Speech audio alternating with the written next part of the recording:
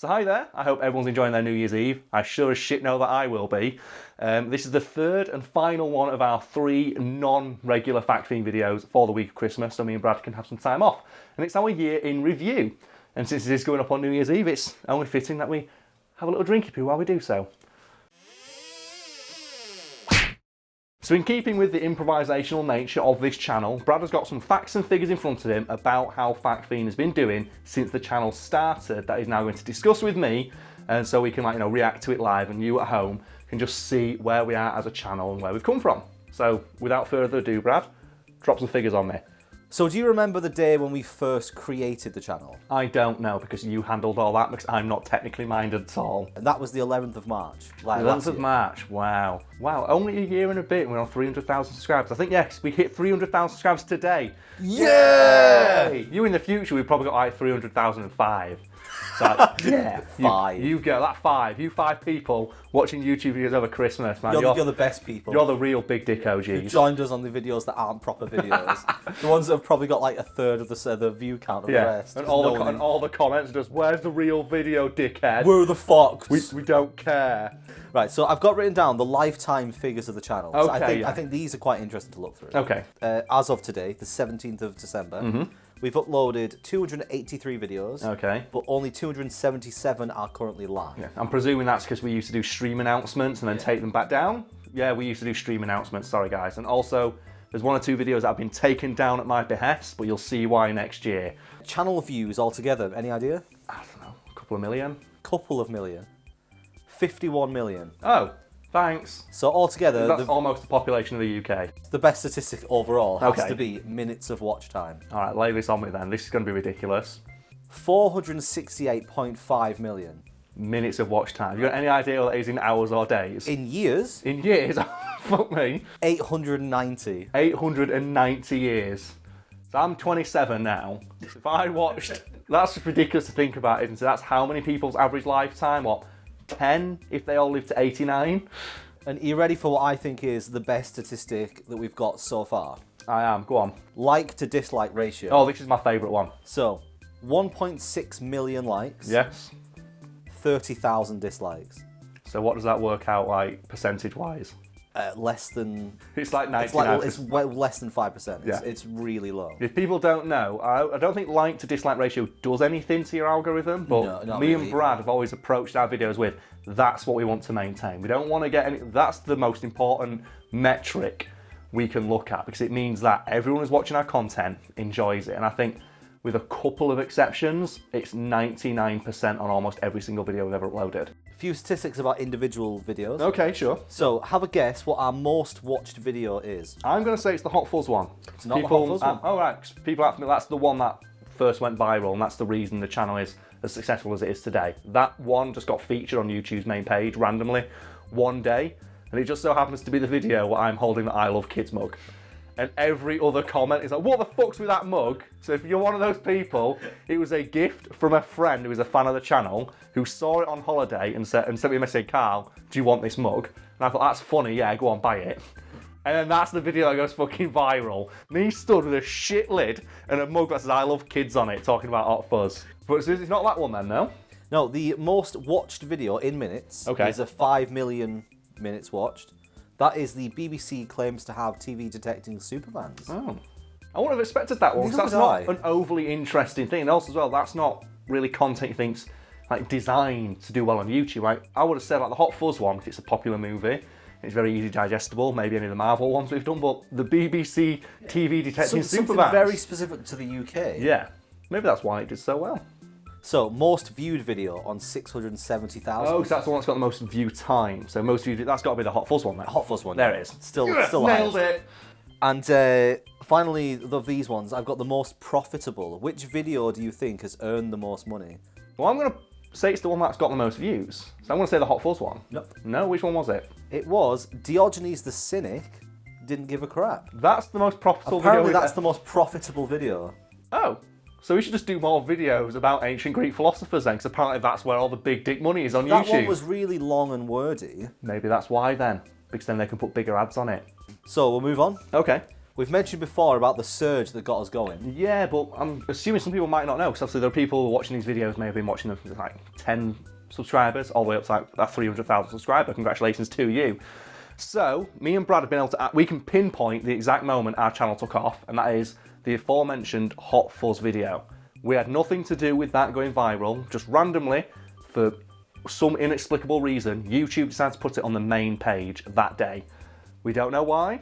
We were never told that we were going to do that. We got no warning that it was going to happen. Just one day, we woke up and had 50,000 subscribers.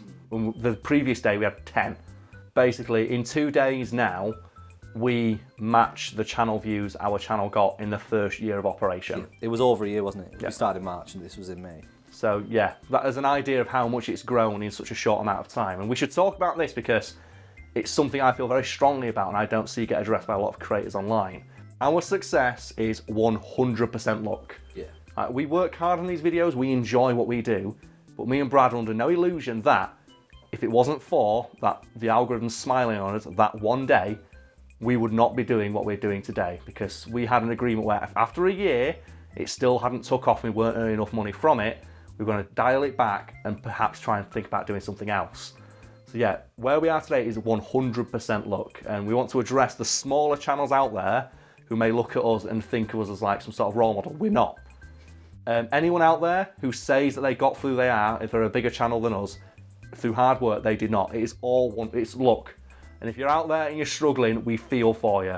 And the fact that bigger channels won't admit that their success is also a result of luck pisses me off all the time. And Brad can confirm, I get irrationally angry when I see like monetization change on YouTube and see the bigger, more established channels shitting on the smaller ones, saying, just work hard like I did. It's like, you are not working 1,000 times harder than someone with 1,000 times less views than you. Yeah, we arguably worked a lot harder before we were getting views. Yeah, because you used to work a full-time job and I was still writing full-time for Today I Found Out on Top 10s.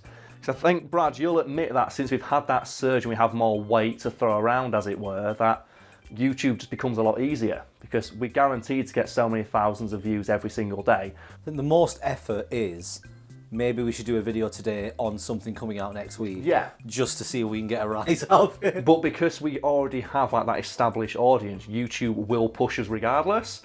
And that's not fair to the people on the bottom. And we both genuinely feel bad about that. Because we remember being at that point, because it was literally just a year ago.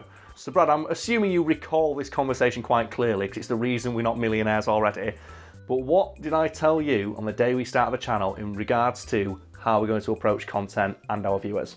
Basically make good content.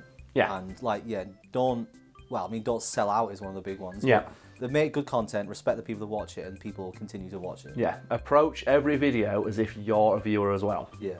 And that's why we don't have long rambling introductions where we say, oh, hey guys, thanks for checking out this video. Before we get into the content itself, why don't you just give a big thumbs up and a like and give us a comment below, and then check out these other videos about stuff you may also like. No, we don't want any of that because I find that annoying, so we didn't put it in.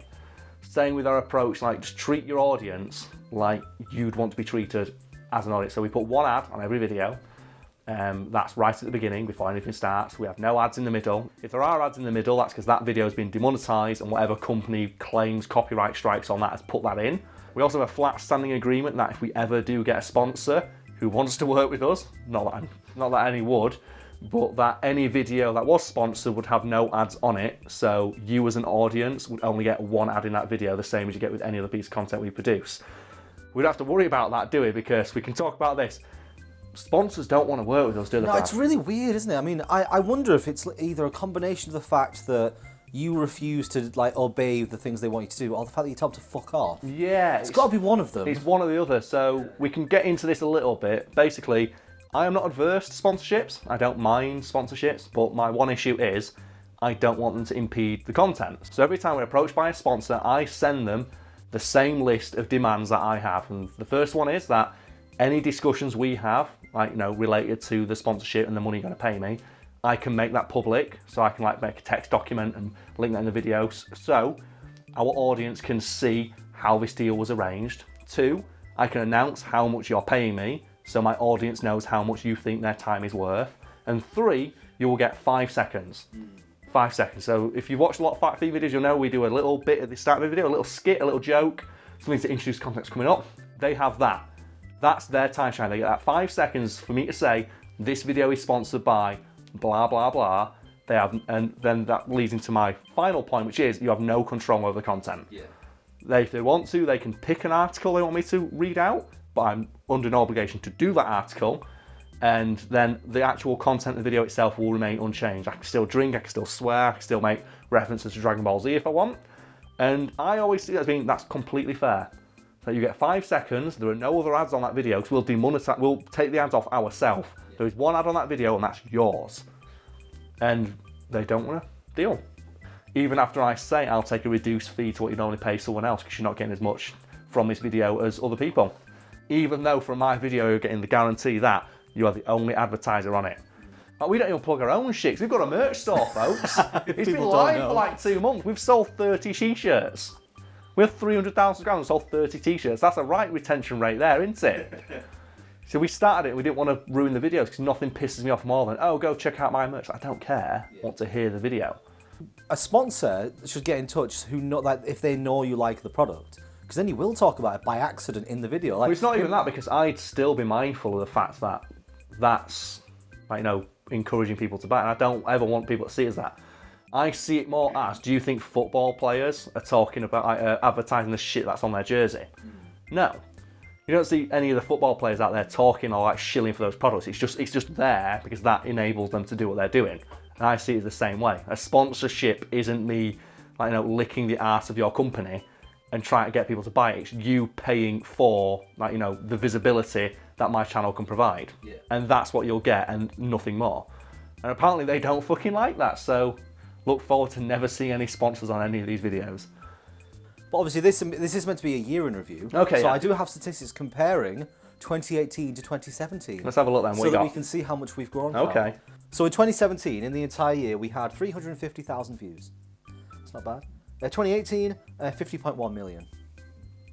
So a decent growth there. Yeah, not bad. Yeah, if we can do that again year on year, I think we'll be all right. That percentage growth. But I think that more than anything highlights how volatile this industry is, and the fact that there is no way to guarantee success through hard work. Like any other industry, if you work your bollocks off, you will see success eventually because someone will notice the hard work you're putting. If you work in a fucking office and you work your ass off day in, day out, someone somewhere is going to notice that and reward you for it. On YouTube, it's not. So in 2017, we had 4 years of watch time.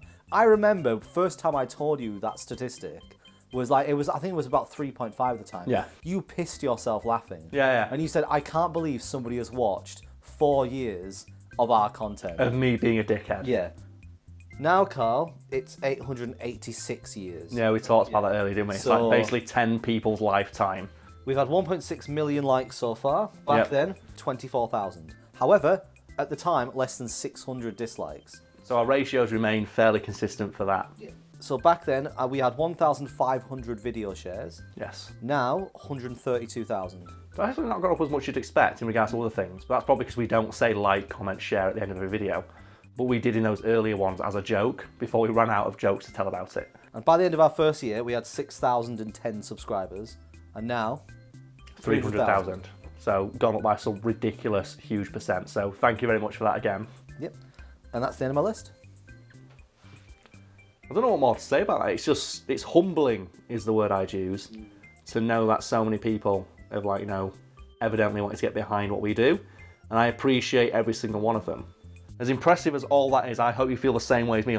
Those early years are still just as fucking impressive, and I'm still just as happy that we got 4,000 people watching one video. I can still remember how excited I was when we hit the first 1,000. Yeah, first 1,000. That feeling. And I don't ever want to become one of those creators where they just start forgetting where they came from. Yeah. Despite the fact all they ever seem to talk about is, when I first started, I did all this. So why don't you start like it? Why don't you still look out for people like that? Why don't you still create things for the love of it? See, my biggest regret is before the surge, I read every comment. Literally every single comment. And now you can't, because you get 1,000 per video. Well, you know what? If it entertains people, That's all I care about. Like, Brad can confirm that since the day we started, I have had a single fucking like ethos for this. As long as people are entertained, we'll keep doing it. And as long as I have fun when I make the videos. So I think we might as well discuss it. We've talked about the nuclear option, haven't we, Brad? What happens if it all goes to shit? So I feel our fans deserve to know. And that is, if there's ever comes a point where I stop enjoying these videos, I've told Brad to take me aside and say, Karl, mate, it's just not the same, and we're just going to sack it all off immediately. Well, we're going to sell it, aren't we? Yeah. We just sell the channel or sell the brand. Yeah. Make loads of money. We've decided that if it ever comes to a point where we don't enjoy it, or like YouTube's sustainable as an income thing, we're going to sell out like fucking bosses. We're going to put every ad imaginable on every video. We're going to get every sponsor in one video, and we're going to sell out hard. We're going to ride that. We're going to do the fucking riding the nuclear bomb down to the ground with just YouTube written on the side, and me with my cowboy hat. We're going to do that, because if you're going to go down like, you know, flames. So yeah, thank you for sitting through this, like, you know, glorious clusterfuck of a video. And we hope you found some interesting facts out of it and learned a bit more about how the channel runs and what me and Brad want to do in regards to how we run it and how we're going to approach it in the future. Because we've not discussed the future, but we're just going to keep doing things the way we do now and just hope for the best. For people who've sat through all of this, do you want to actually mention the things we are planning to do next year? Oh yeah, so if you're one of those people who you're pissed off that we've mentioned, oh, we're going to do this next year, keep an eye out, and you've sat through this entire video, may as well tell you, videos that have been copyright struck, that we don't make any money from, we're going to remove them from YouTube and re-upload them with new content of me shitting on that company, and then just bonus little things we decide to record on the day that we feel would be amusing or interesting. Yeah, try to make everyone a bit different. And they will be going up on a Saturday. They will not be replacing the regular Monday, Wednesday, Friday uploads. There's little bonus things. We don't make money from those videos. So we thought, fuck it. We own the majority of the content. Just take out the 5% they've tried to copyright strike and upload it with something new. So look forward to that, I think, as well. We were going to do the ones that have been flagged as not suitable. Yes. The same thing, but we're going to find a way to censor it in the most obnoxious way possible. Yes, the ones that have been flagged as being not suitable for advertisers, they'll be getting removed. We're getting re-uploaded again on a Saturday and giving Brad carte blanche to censor it in any way he damn well feels. So look forward to a lot of stock dolphin noises and blurred lips. So that's going to be hilarious.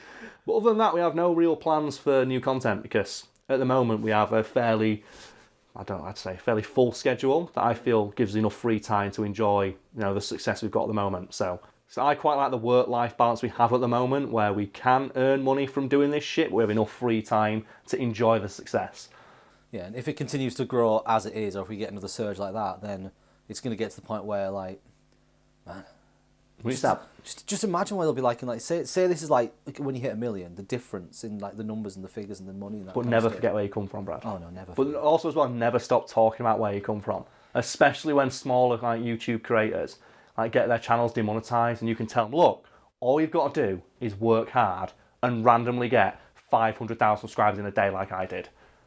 Because that's how insulting it comes across. We know, we've seen it happen when that fucking like the adpocalypse hit, and you saw those big like 5 million subscriber channels going, don't worry, just work hard, your work will speak for itself. It's like, we did that for a year and fuck all happened, and then a video where I'm holding an I Love Kids mug went viral. I didn't plan for that. That was like the least effort we've ever put into a video, and that went viral. Fuck you. That was one of the short. That was like 8 minutes. Fuck Didn't even you. hit the 10-minute threshold that YouTube likes. Fuck you. It's not about working hard. It's about getting lucky. Yeah. Yeah, and we are very lucky. So thank you for, you know, sticking with us through all this shit.